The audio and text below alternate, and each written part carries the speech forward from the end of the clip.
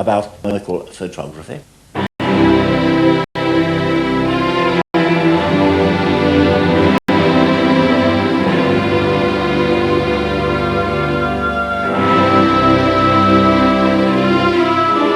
Good evening. People like to look at the sky, others like to photograph it. Well, we've all seen those superb pictures sent back from the Hubble Space Telescope, but nowadays amateurs can do very well indeed. And this evening we're going to meet two. John Fletcher, who may say is a fairly conventional photographer, and Steve Wainwright, who's at surveillance cameras and gets remarkable results. Also, we're going to launch a photographic competition at the end of the program. First, an interesting news note. A new large Kuiper belt object has been found. These objects are planetary. They go around the Sun, near and beyond the path of Pluto, and some of them are quite big. This one, which is named Quadrawa, really is large. 800 miles across, taking 288 years to go once around the Sun. The largest object of its kind found, except Pluto. And Pluto itself may be nothing more than a large Kuiper belt object. So first of all, come now with me to John Fletcher's Observatory in Gloucestershire. John Fletcher's interest in astronomy dates back to 1969 with the first moon landing. Since 1977, he's concentrated upon astronomical photography. This is my Mount Tuffley Observatory in Gloucester, and here you have a Meade LX200 10-inch or 25 centimetre Smith Cassegrain telescope. The telescope currently is fully robotic and it's networked to the house, where I can control it robotically for supernova patrolling or searching for and studying near-Earth asteroids. This on the back here is for wide field astrophotography. You can put a variety of lenses on here actually, and this one in particular is a 300mm lens I picked up many years ago for about £10. It gives excellent images. The field of view in it is 7.5 by 4.5 degrees, and it's ideal for catching comets and larger star clusters as such. I then wanted to photograph galaxies to do supernova patrol work. Most of these galaxies are very small, so I switched the manual camera to the prime focus position, which is just here. And in the mid-80s, the CCD, the Charge Coupled Device, electronic imaging cameras, which are in general about 25,000 times more sensitive and more fast, and also, not to get too technical, they don't fog like the films. Now I can record stars, I can record stellar images, magnitude 18.5, using a 10-inch telescope. And when you consider that in the 60s, the 100-inch Hooker telescope on Mount Wilson had a visual limiting magnitude of magnitude 18.8. So basically, amateurs now, armed with a charged coupled device, can actually record images, stellar images, of the same magnitude that many of the big professional telescopes could record visually in the 60s.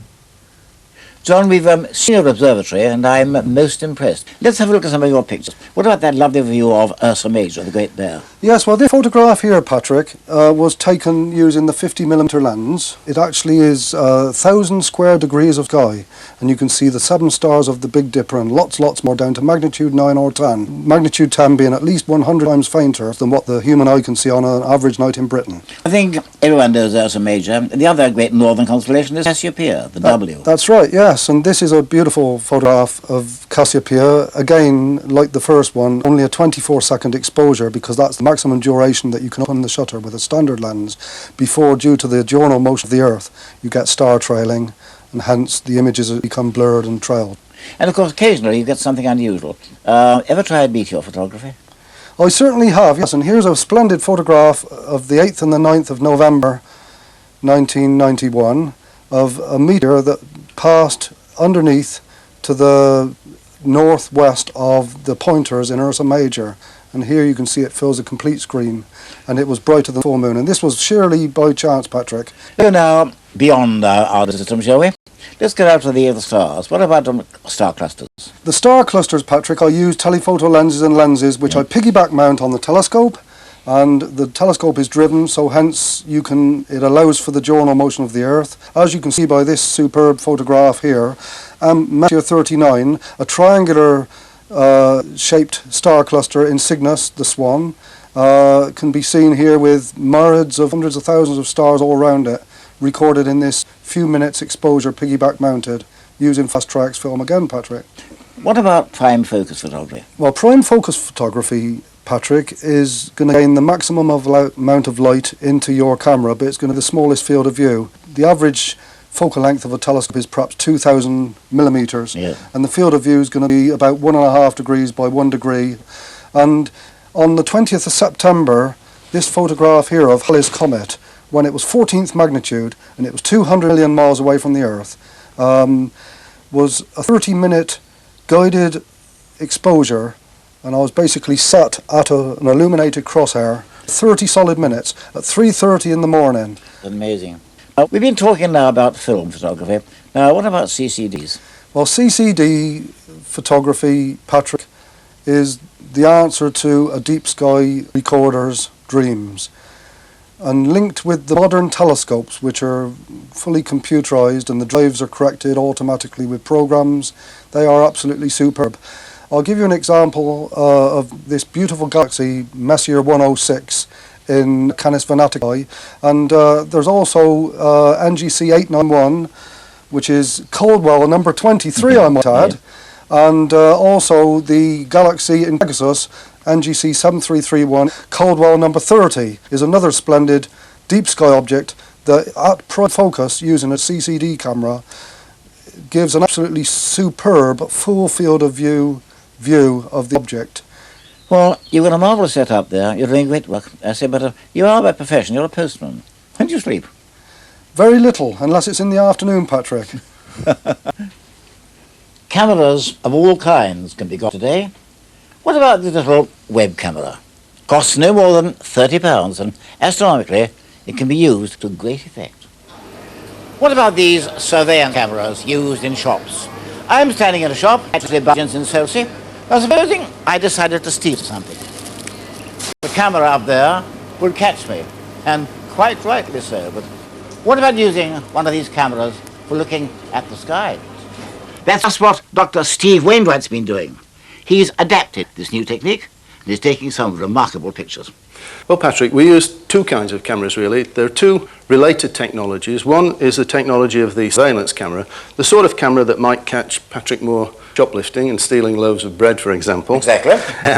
And also a webcam, a video conferencing camera that you might talk to Auntie May on the other side of the world. Yes. And both of these cameras we can modify in various ways. Simple ways, simply by removing the lens and adding an adapter in place of it, and we can put one of these onto a telescope. And my dear old 15-inch. Indeed.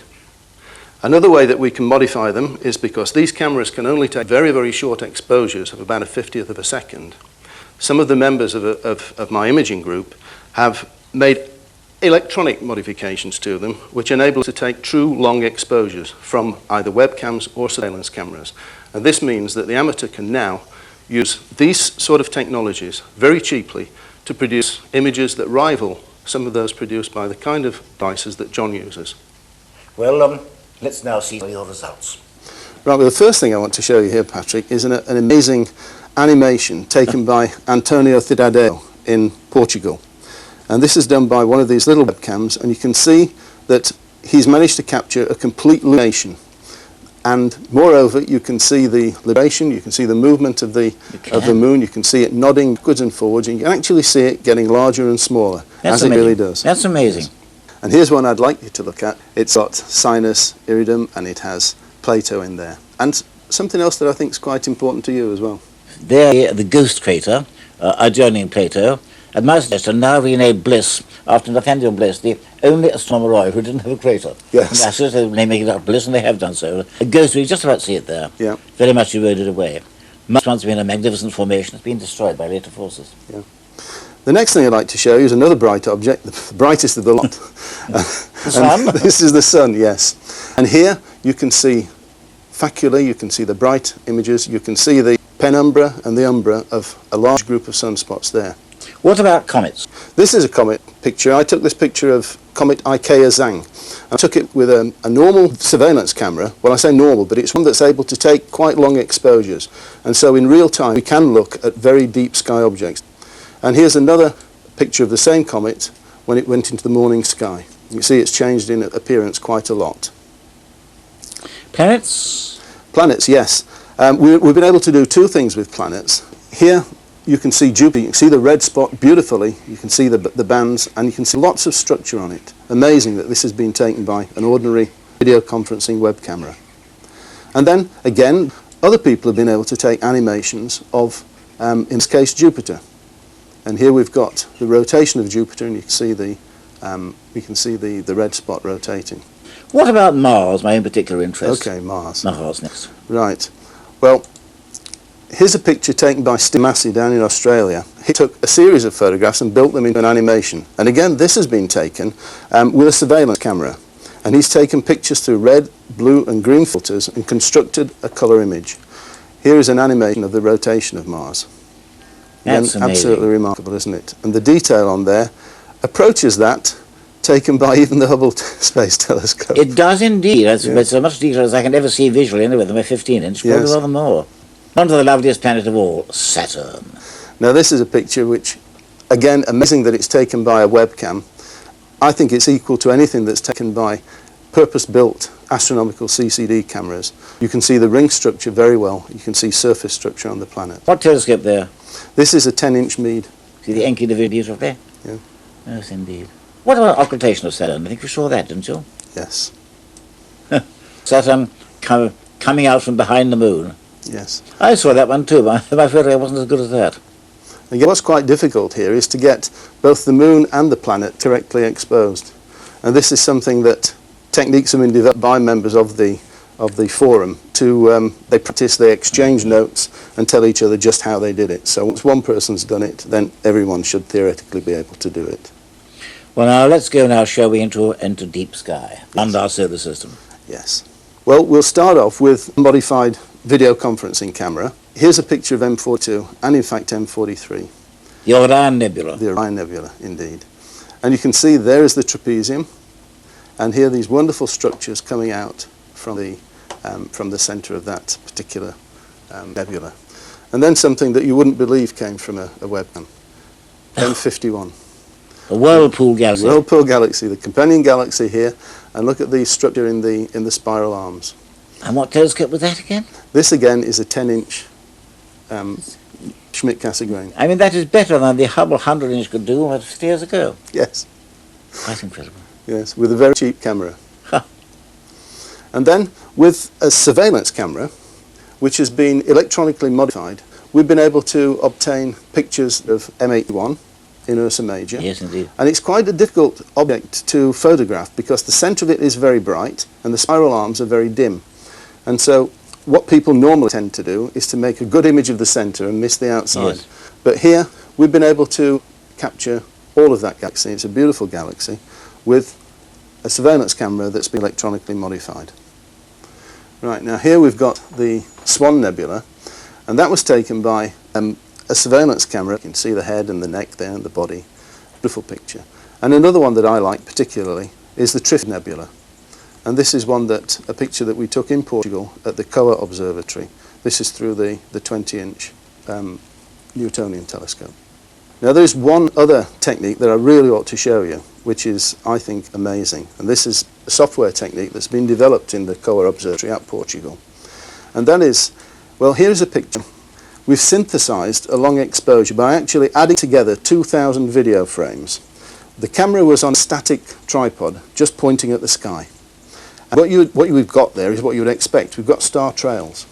But the software is able to calculate the rate of drift, and then as each of those 2,000 frames is captured, it's able to sit the frame down exactly so that one star sits on top of the other. So we can truly synthesize a long exposure. And here it is. It's Coma Berenice with pinpoint stars. And that is approximately a 4-minute exposure. Well, Steve, it's an amazing network. It does extend all over the world. Yes, we've got members in 41 countries. There are currently 2,400 members. And these countries are as far apart as the United States, Russia, and of course Australia in the Antipodes. And you're putting all these results together. All the results we put together and we put onto a website. I maintain that website and it's updated regularly. Are the professionals collaborating too? Yes, we've got professionals who are becoming members and start to use some of the equipment that we're using. The point I'm making here is the work you're doing is going to be of great value to professionals. I think so.